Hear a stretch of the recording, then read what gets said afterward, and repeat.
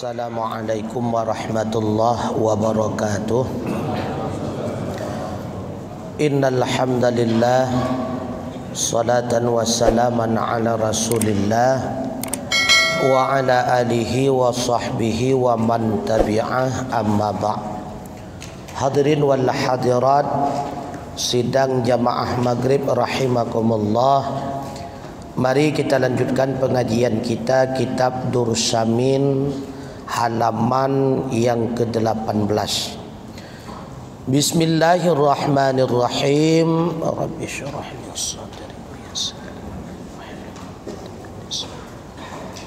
Rabbi zidni ilman nafi'an.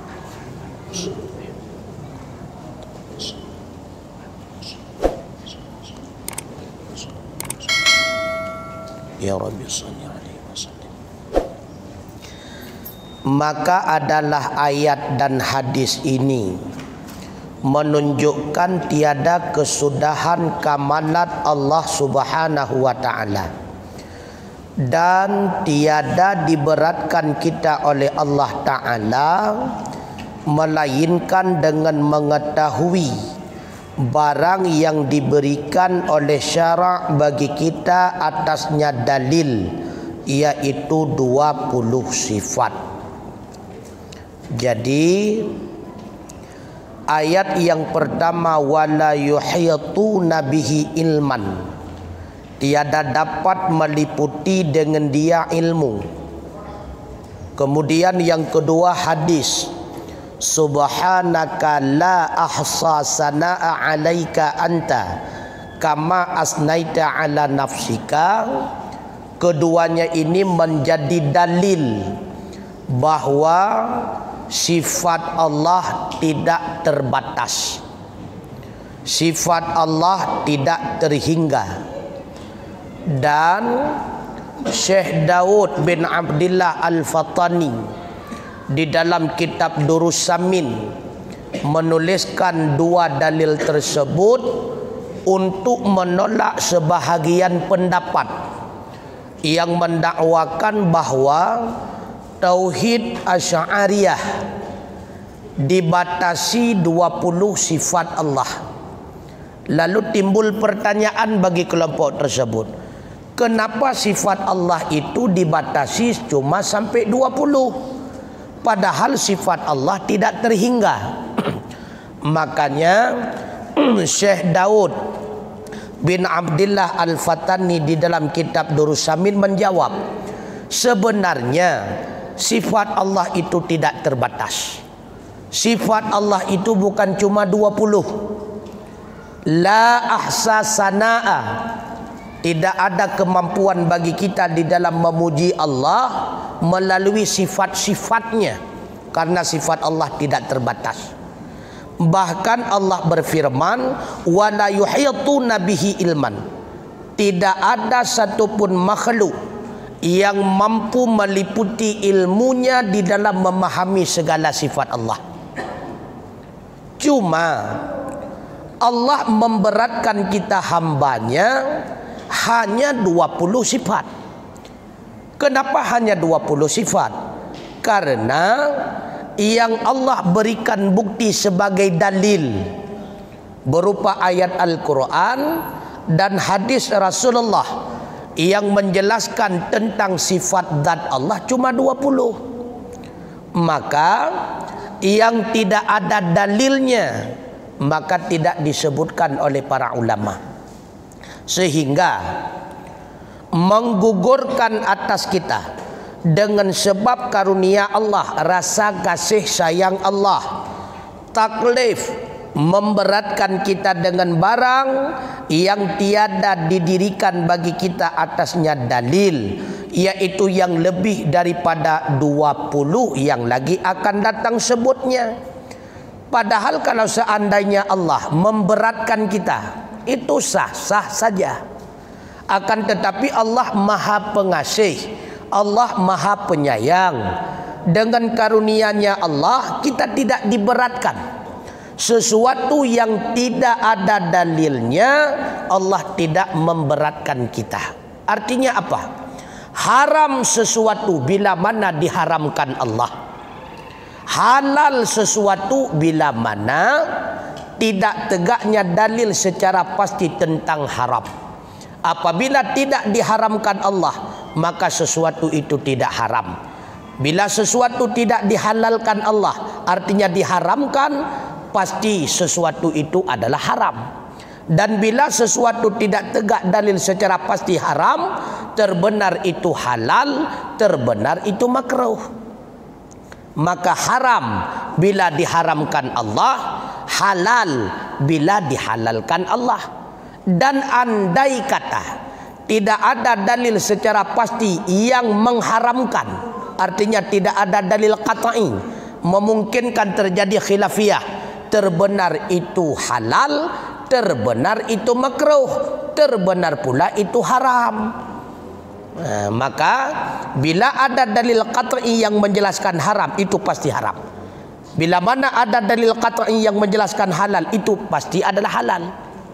Seperti Allah berfirman, halal jual beli dan haram riba. Berarti segala bentuk yang sesuai, sempurna syarat dan rukun jual beli itu halal. Sedangkan riba itu pasti haram. Tidak ada kilahnya, pasti haram. Segala bentuk riba mandum haram. Kemudian tiada wajib kita belajar supaya kita ketahui satu-satu dengan tafsili, karena tidak ada dalil yang menguraikan sifat Allah lain selain 20, maka Allah tidak mewajibkan kita untuk belajarnya. Tetapi wajib kita yakini bahwa sifat Allah tidak cuma 20, yang wajib. Baik ente sifat Allah pada 20, yang salah nunggu. Bahkan salah, Allah merupakan salah satu zat yang tidak terbatas, tetapi dibatasi dengan jumlah sifatnya. Salah. Zat yang tidak terbatas pasti memiliki sifat yang mulia, sifat yang menunjuki kesempurnaannya pun tidak terbatas. Kemudian melainkan yang 20 sifat ini juga, dan yang lebih daripadanya wajib kita ketahui lagi, kita i'tiqadkan Allah Ta'ala mempunyai beberapa sifat kamalat tiada hingga dan tiada ada kesudahannya. Maka tiap-tiap sifat yang kesempurnaan itu bagi Allah, wajib baginya Allah bersifat dengan dia. Dan tiap-tiap sifat yang menunjuki kekurangan bagi Allah, tiada patut bagi Tuhan kita, bahkan itu mustahil ia bersifat dengan dia. Sedangkan sifat yang tidak didirikan dalil oleh Allah, yang tidak disebutkan dalil di dalam Al-Quran ataupun tidak ada hadis yang menjelaskannya, hanya sebatas kita meyakini secara ijmal. Artinya apa? Segala sifat yang menunjuki Allah sempurna itu semuanya wajib bagi Allah. Dan segala sifat yang menunjuki kekurangan bagi Allah itu mustahil bagi Allah. Maka mustahil Allah pendek, Allah panjang, Allah besar, itu mustahil bagi Allah, karena itu semua menunjuki kekurangan bagi Allah. Mustahil pula Allah bertempat, karena itu menunjuki kekurangan bagi Allah. Kalau Allah bertempat, sama dengan Allah masih butuh kepada sesuatu yang lain. Itulah tempat. Seolah-olah seandainya tidak ada tempat, seolah-olah terjadilah kekosongan bagi Allah Ta'ala karena Allah tidak bertempat. Seolah-olah menunjuki Allah itu senantiasa terikat dengan tempat tersebut. Maka di manakah maha kayanya Allah? Sedangkan innallaha ghaniyun 'anil alamin. Allah tidak butuh kepada apapun. Allah tidak butuh kepada siapapun, kapanpun dan dimanapun. Makanya beriktikad bahwa Allah itu bertempat itu menunjuki Allah kekurangan. Nah, makanya haram hukum nunggu baik dia ada pegah ke kepi. Kemudian tiap-tiap kekurangan yang tiada patut bagi Tuhan kita itu mustahil ia bersifat dengan dia. Maka adalah wajib atas tiap-tiap mukallaf diketahuinya atas jalan ijmali jua, tiada jalan tafsili. Nah, jadi tidak wajib secara terperinci. Berapa pula sifat yang wajib bagi Allah yang menunjuki kesempurnaan bagi Allah, tidak ada batas. Cuma yang wajib diketahui secara rinci satu persatu cuma 20 Pakan 20 nyoho. Maka adalah yang 20 itu telah dihimpunkan ulama daripada Quran dan hadis. Jadi pakan 20 cuma yang wajib kita pahami. Sifat yang wajib bagi Allah, wajib kita memahaminya secara rincian. Kenapa? Karena setelah diperiksa oleh ulama, baik dari ayat Al-Quran ataupun hadis, sifat yang menunjuki tentang memahami zatnya Allah cuma 20 sifat. Sedangkan yang lain cuma sifat-sifat yang menerangkan tentang perbuatannya Allah. Jadi sifat yang memahami zatnya Allah hanya melalui 20 sifat tersebut. Yang pertama, wujud. Karena kenapa diawali dengan wujud? Karena wujud itu merupakan satu sifat yang menentukan sah adanya sifat yang lain ataupun tidak. Makanya didahulukan pembahasan setiap kitab tauhid pasti dengan wujud. Berbicara ada atau tidak. Kalau seandainya ada, berarti patutlah bersifat dengan yang lain, salbi, ma'ani dan maknawiyah. Tapi kalau seandainya tidak ada, berarti tidak ada istilah pembicaraan salbi, ma'ani dan maknawiyah, karena yang sedang dibicarakan memang tidak ada. Maka dalam setiap kitab tauhid selalu dibicarakan kali pertama adalah wujud, ada atau tidak. Baik tak pahami lagi tanya untuk pakan wujud ile pembahasan. Wujud itu bukan ba'atih daripada zat. Kedua itu untuk kidam. Kelihai itu bakal kan menang. Nyot tertib dalam pembahasan cuma tertib erat sago menjelaskan. Sedangkan sifat bagi Allah tidak tertib. Baik tapi kita sifat bagi Allah pun wujud. Kedua kidam, kelihai bakal, keput, mukhalafatul lawadi, kelima qiyamuhu binafsi. Tidak ada istilah tertib sifat pada zat Allah. Hana ba'zat hana mentertib nunggu. Tertib erat segi sebut. Sama bandingan lagi tafai kita nyuruh ubid-ubid kana. Pertama niat, dua berdiri, lehter kebi. Wate pubut hana lima tertib. Bentuk niat ilahiyah. Lihat baru dang baru terkebi. Niat iluai pai. Jadi tertib erat hafalan. Sedangkan erat sago pubut niat takbiratul ihram dan berdiri bersamaan. Begitulah perbandingannya. Jadi sifat bagi Allah tidak bertertib. Jadi salah anda mufhum tu. Jadi tertib erat sago menjelaskan erat sago uraian. Kenapa wujud pertama yang diuraikan dalam setiap tauhid? Karena wujud itu sifat penentu. Karena berbicara wujud, berbicara zat sebenarnya ada atau tidak. Kalau pasti zat itu ada, barulah berlanjut kepada pembicaraan zat yang ada itu bagaimana, kidam atau baru, baqa atau fana. Jadi itu pembicaraan selanjutnya. Yang pastinya zat ditentukan terlebih dahulu ada atau tidak. Makanya wujud mendukung pembahasan. Kemudian maka dibilangkan pula wujud ghairal mawjud seperti yang dimu'tamadkan oleh Imam Radhi. Demikian lagi dibilangkan sifat ma'ani itu lain daripada sifat maknawiyah. Maka jika kita bilangkan wujud ainul mawjud dan kita bilangkan sifat ma'ani itulah sifat maknawiyah, maka jadilah sifat yang wajib kita ketahui itu 12 sifat jua. Jadi dalam kalangan ulama ahli sunnah ada terjadi perbedaan pendapat. Sebahagian ulama termasuk Imam Asy'ari, beliau mengkategorikan wujud itu adalah ainul mawjud. Wujud itulah diri zat. Beliau mengkategorikan wujud kepada sifat hanya di segi penyebutan, artinya di segi majaz. Pada hakikatnya wujud itulah in mawjud. Wategekun namik Namik putra makna adamik, itulah diri mik. Ada minuman, maksud ada minuman itulah diri minuman. Maka diri minuman dengan ada itu bukan sesuatu yang berbeda. Ada bukan sesuatu yang berdiri sendiri, minuman bukan sesuatu yang berdiri sendiri. Ketika dikatakan ada minuman, itulah diri zat minuman. Nah, yang kedua, sebahagian ulama juga berpendapat sifat ma'ani itulah diri maknawiyah. Maka sifat ma'ani itu bukan sesuatu yang asing daripada maknawiyah.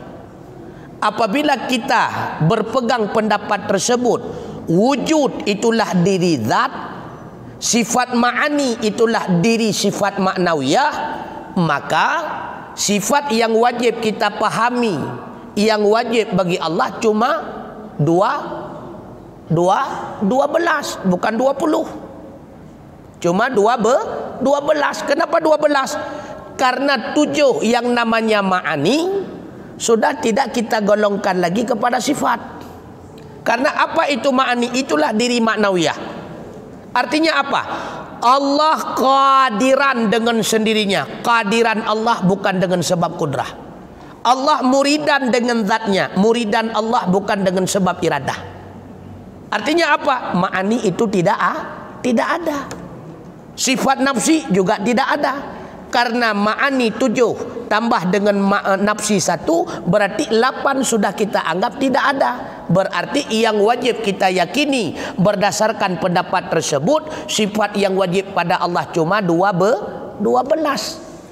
Kenapa 12? Karena 7 daripada maknawiyah, lalu 5 lagi daripada salbi. Karena 12. Karena hai 7 tambah 5. 7 tambah 5 peduk. Karab runeng mendum. Jadi yang 8 tu hana geanggap kepada sifat. Yang dasar pendapat sebahagian. Kemudian maka jika kita bilangkan wujud itu ainul maujud dan kita bilangkan sifat ma'ani itulah sifat maknawiyah, maka jadilah sifat yang wajib kita ketahui itu cuma 12 jua. Yang wajib tetepa cuma 12, hanya wajib teruk 20. Yang dasar pendapat pertama. Maka karena inilah kata Ibnu Subki di dalam kitab Jami' Jawami', apa kata beliau? Ma'rifatul hali mimma yanfa'u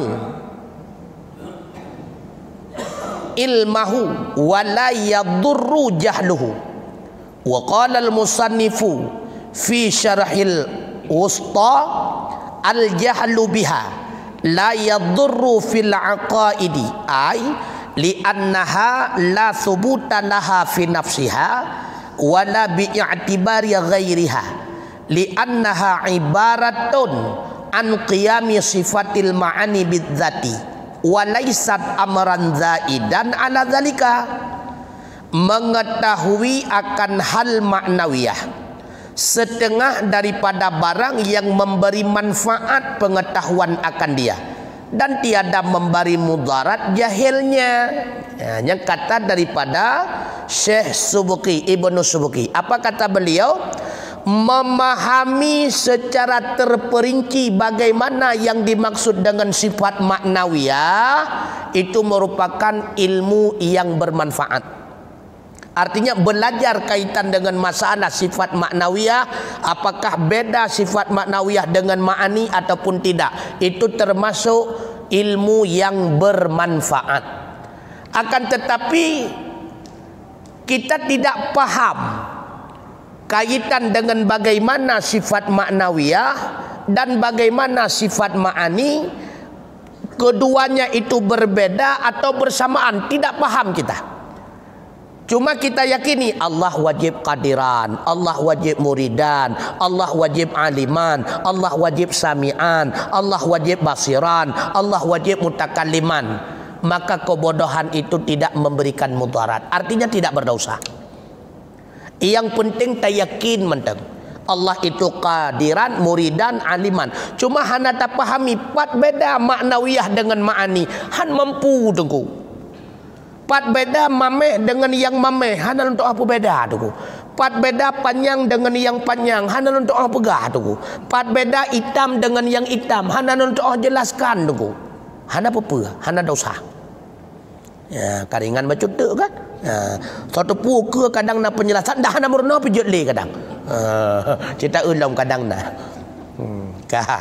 Kemudian dan kata musannif iaitu Syekh Sanusi, beliau mengatakan di dalam kitab Syarih Wusta, jahil dengan dia, yakni dengan hal itu tiada memberi mudarat pada ilmu akidah, karena bahwasanya tiada sabit baginya pada dirinya dan tiada dengan i'tibar bagi yang lainnya, karena bahwasanya ibarat daripada berdiri sifat ma'ani dengan zat dan tiada pekerjaan yang lebih atas yang demikian itu.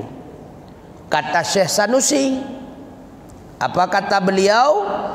Tidak memahami secara mendetil bagaimana itu sifat maknawiyah. Hana apa? Hana dosa tu. Nah termasuk kepada cedera iman, hana masalah. Hana apa? Karena kata beliau, yang namanya sifat maknawiyah itu tiada sabit baginya. Arti tiada sabit, sifat maknawiyah itu bukan sifat maujudi. Nya sifat maujudkan. Karena sifat maknawiyah itu adalah sifat hal.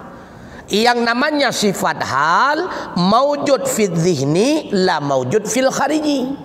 Menjadi akai ipatehna, tapi ba'alam nyata hantar empak dengu. Yang kenyan sifat hal. Ipateh li akai kena ipateh. Tapi tadi meng pakai banji hana tadi Contoh, yang mameh akai ipatehna yang mameh. Tiban yang mamehnya hana maaf, karena yang terasa bak lidah cuma mameh. Yang keung hana maaf, yang keung dengku. Yang terasa bak lidah cuma keung. Yang nyan pakai ban. Puai cincu-cincu le, puai bulat, puai reki hana maaf. Sering geboh-boh contoh legure getanya lagi motor pluang ngan pluang motor. Munyo motor pluang maaf dengku. Motor peluang berarti motor sedang berlaju, berlari dan sebagainya. Tapi peluang motor nama nunggu. Setiap na motor peluang pasti na peluang motor. Ya, maka tidak paham bagaimana yang dimaksud dengan yang manis, yang panjang. Jangan hana gekira urung bangai deku hana. Yang penting panjang kamu ka deku. Keung kamu kah tu, mameh kamu kah tu, kabe deh. Hana kira bangai tu. Rupanya kadiran kita tidak paham. Bagaimana kadiran yang sebenarnya? Muridan kita tidak paham. Bagaimana muridan yang sebenarnya? Tapi anda yakin Allah kadiran? Yakin. Allah yakin Allah muridan? Yakin. Kamu madah kaja enak madah. Ya, han mampu tak uraikan secara mendetil. Karena sifat maknawiyah sifat hal tu. Hantar empak bentuk hantar demeng. Yang panjang hantar demeng tu, yang tertemeng panjang. Karena seandainya Allah membuka hijab, yang dapat kita lihat sifat ma'aninya, maknawiyah tidak dapat. Yang tu takala legetannya panjang tu. Ketika panjang musapat dengan beton tu takala panjang laju menjulang tinggi. Apa itu panjang? Sesuatu yang menjulang tinggi. Tu takala. Tapi yang panjang nada, nada tu. Yang tu panjang. Yang tu tak boleh katanya dengku keras. Yang keras dia handa dengku. Karena yang mawujud cuma keras. Apa itu keras? Sesuatu yang sulit dipecahkan. Yang keras tu kan. Yang benimita definisi pala enam tulis. Yang definisi lun yang mangamu pom tak kai.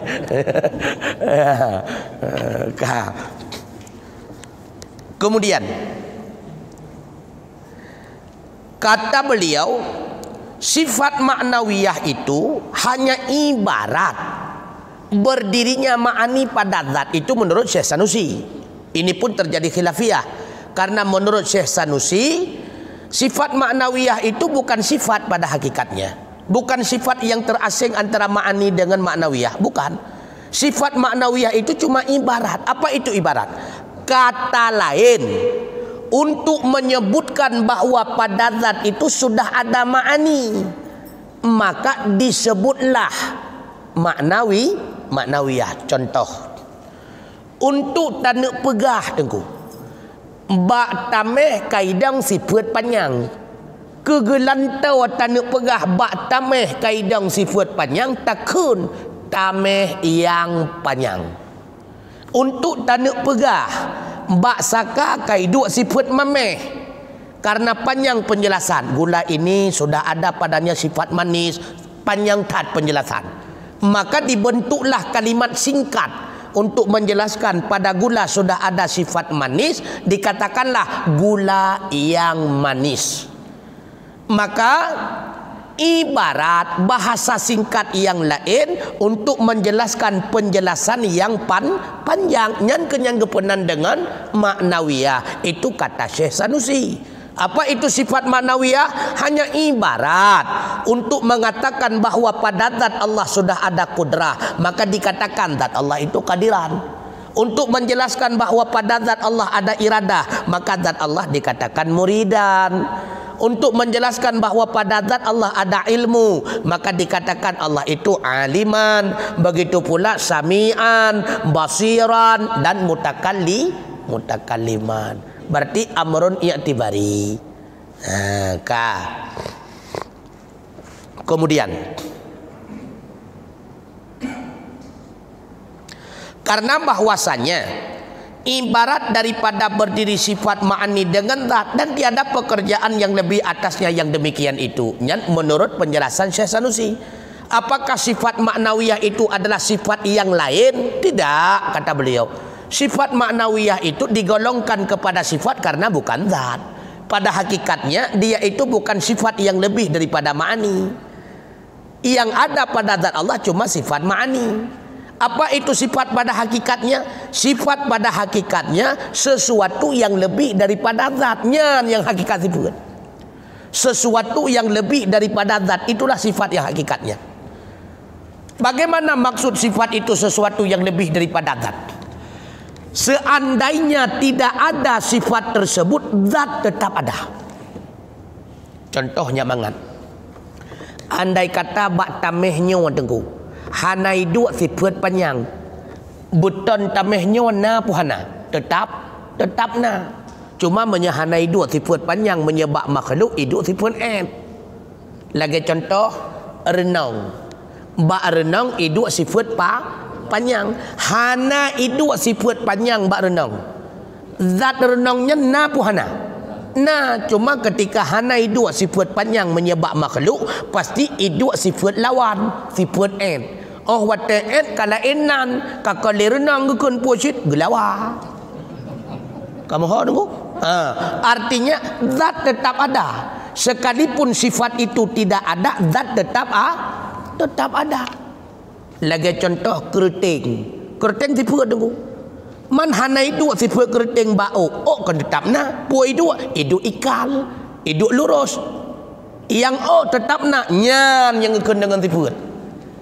Zat tetap ada. Sekalipun dia itu tidak ada, zat tetap ada. Itulah yang dimaksud sesuatu yang lebih daripada zat. Menyebab makhluk ketika tidak ada yang satunya, pasti ada lawannya. Menyebab Allah hanya benar. Ba Allah yang pasti-pasti. Pada Allah wajib kudrah. Kenapa wajib? Mustahil Allah lemah. Karena kalau lemah tidak layak menjadi Tuhan. Kudrahnya sifat. Bahkan kudrahnya roh kepada sifat. Seandainya tidak ada kudrah, Allah tetap ada. Cuma tidak layak menjadi Tuhan lagi. Seandainya tidak ada iradah, Allah tetap ada. Karena sudah kita yakini Allah itu wujud. Tidak ada iradah, zat Allah tetap ada. Tidak ada ilmu, zat Allah tetap ada. Tidak ada sama, zat Allah tetap ada. Tidak ada basar, zat Allah tetap ada. Cuma tidak layak jadi Tuhan. Mufhum menjual. Kaberehan. Paham? Tuan-tuan. Paham? Paham. Yang penting kau paham ini. Kah.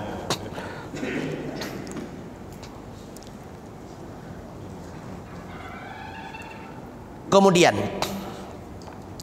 maka adalah padanya dikata keadaan Allah Ta'ala qadiran, itu ibarat daripada berdiri dengan zat Allah Ta'ala dan tiada sifat yang lain lagi. Ya, yang menurut Syekh Sanusi. Dan atas kaul yang muktamad berbeda, pendapat yang kuat dalam kalangan Asy'ariyah berbeda. Jadi yang kuat hal iaitu kaul yang muktamad berkata qadiran itu bukannya ibarat daripada berdiri kudrah dengan zat, dan sungguhnya sifat yang lain yang sabit pada zihin tiada maujud pada kharid, dan tiada pula ma'dum pada zihin yang lebih ia daripada berdiri ma'ani dengan zat. Ini yang kuat. Jadi pendapat yang kuat dalam kalangan ulama Asy'ariyah, ma'nawiyah itu adalah sifat yang terasing, bukan ibarat. Jadi qadiran bukan ibarat berdiri kudrah pada zat, bukan. Kalau maksud dengan ibarat, kata singkat untuk menjelaskan berdirinya kudrah pada zat, itu arti daripada ibarat. Pendapat yang kuat, ma'nawiyah itu bukan ibarat, tapi ma'nawiyah itu adalah sifat yang lain yang terasing sendirinya. Ada pada Allah sifat ma'ani, ada pula pada Allah sifat ma'nawiyah. Maka ma'nawiyah itu sifat yang terasing. Artinya apa?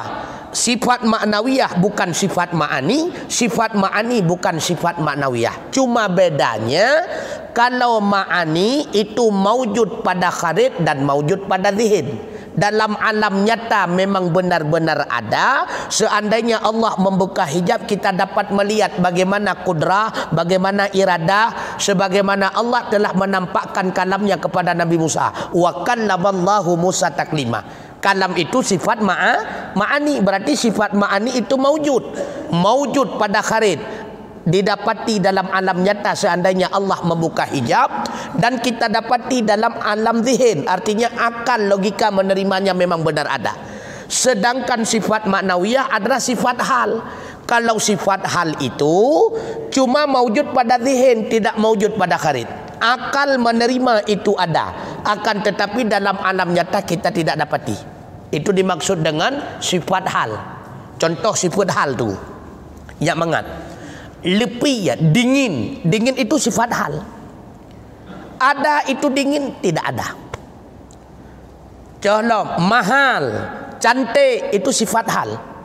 Dingin tidak ada, panas tidak ada, cantik tidak ada, mahal tidak ada. Itu sifat hal. Yang na putrasit tengku terasa menggigil, nya yang na dingin na hana tengku terasa menggigil yang na. Untuk menyebutkan keadaan badan terasa menggigil, dikatakanlah dingin. Dingin tidak ada. Panas tidak ada. Yang ada putra badan terasa gerah, nyan yang na. Panas hana, untuk mengatakan badan terasa gerah dikatakan dengan panas.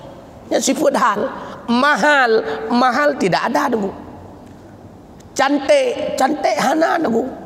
Yang na putrasit menurut urang, sebahagia urang yang kekendangan cantik, hidung mancung, muka oval, bibir kecil.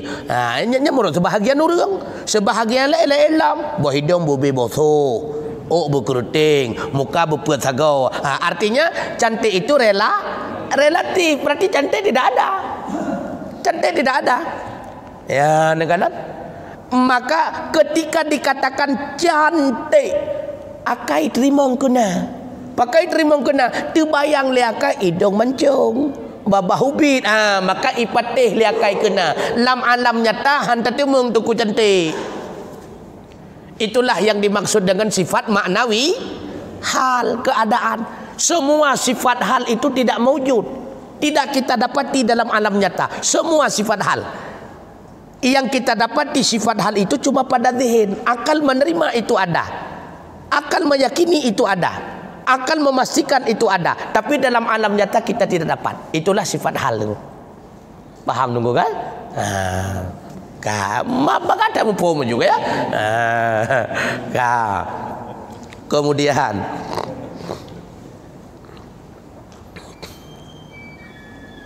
dan kudrah itu dan keadaan kadiran itu dua sifat, antara keduanya taladzum, maka kadiran melazimkan berdiri kudrah pada zat, maka dinamakan zat itu kadiran. Nah, jadi kadiran itu sifat maknawiyah, kudrah itu sifat ma'ani. Artinya apa? Kadiran bukan kudrah, kudrah bukan kadiran. Artinya keduanya itu sifat yang berbeda-beda. Kudrah dinamakan sifat ma'ani, kadiran dinamakan sifat maknawiyah. Akan tetapi keduanya itu taladzum. Arti taladzum saling keterikatan. Adanya kadiran bila mana adanya kudrah. Adanya kudrah memastikan adanya kadiran. Sama bandingan ketika adanya panjang, pasti benda itu dikatakan yang panjang. Ketika benda itu disebutkan yang panjang, pasti pada benda itu ada panjang. Oh, watetakun lagi tanya yang mameh, nyan pasti ba'zat kai dua mameh. Mahan mungkin takun yang mameh. Ketika ba'zat kai dua mameh, pasti takun ke zat nyan yang mameh. Tapi mameh dengan yang mameh nyan dua yang berbeda. Yang mameh kan diri mameh kan yang mameh. Tapi lazim malzum, han mungkin takun yang mameh menyebab zat hanai dua mameh, han mungkin ketika ba'zat kai dua mameh ketakun ke zat hana mameh. Yang kampung kodra-kodra tu. Maka lazim malzum, ketika pada zat Allah wajib kudrah, maka dengan sendirinya mewajibkan zat Allah kita katakan qadiran. Ketika dalam Al-Quran Allah menjelaskan dirinya itu qadiran, innallaha ala kulli syai'in qadir. Karena Allah menyebutkan dirinya qadiran, dengan sendirinya berarti zat Allah melazimkan kudrah. Yang kampung berarti kampung kan? Ketika sidra urang na anu, pasti takun kurungnya yang manu. Ketika takun kurungnya yang manu, pasti leganya na pada mungkin takun anu cukup je tapi kata na anu mempengun raga kampung.